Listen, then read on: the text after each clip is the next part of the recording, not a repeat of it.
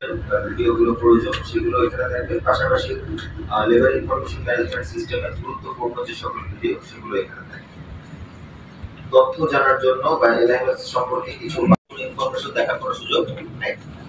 সুতরাং সব প্রথমে 0000 থাকতে পারে, কিংবা যদি এটা আগে থেকে আপনাদের আপলোড করে দেওয়া হয় কারণে বন্ধ হয়ে যেতে পারে বা কানেকশন ডিস্টার্ব হতে পারে, সেক্ষেত্রে এটা অটোমেটিক্যালি ড্রাফটে চলে যাবে।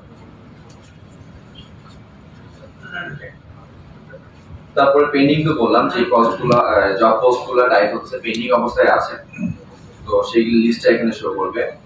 আর এছাড়াও যেগুলো অ্যাক্টিভ জব, অর্থাৎ যেগুলোর এখনো ইনডেক্স পার হয় নাই, অ্যাক্টিভ আছে, সেই জবের লিস্টটা এখানে শো করবে। আর যে জবগুলোর অ্যাপ্লিকেশন ইনডেট পার হয়ে গিয়েছে সেগুলো হচ্ছে এক্সপায়ার্ড জবগুলো এখানে শো করবে। এবং এখানে একটা জব থাকলে আমি দেখাতে পারতাম, যেহেতু আমাদের জব নাই, তো এখানে একটা বাটন অ্যাপিয়ার হয়, যেখানে ক্লিক করলে পরে এক ক্লিকে জবটা রিপোস্ট হয়ে যায়।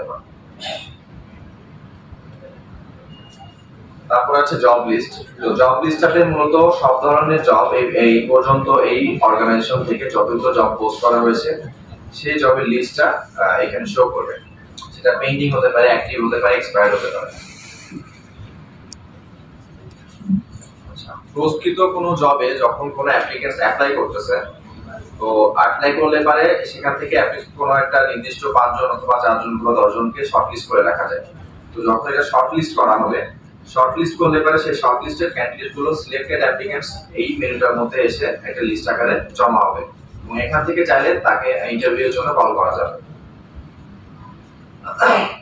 এছাড়াও আমাদের এখানে সিভি ব্যাংক আছে। সিভি ব্যাংক থেকে আমরা যে প্যাকেজটা ফার্স্টে বলেছি, যে প্যাকেজ আমরা সাবস্ক্রাইব করতেছি, সেই প্যাকেজের আন্ডারে দেখা যাচ্ছে যে আমার এই 100টা অথবা 200টা আমি সিভি ভিউ করতে পারবো। তো সেই অনুযায়ী সিভি আমি এখানে অ্যাভেলেবেল দেখতে পারবো, এবং চাইলে এখান থেকে কোনো সিভি কে সিভি ব্যাংকের মধ্যে সেভ করে রাখা যাবে, বা সিভি ফোল্ডার ক্রিয়েট করে সেই সিভি ফোল্ডারের মধ্যে মাল্টিপল সিভি সেভ করে রাখা যাবে।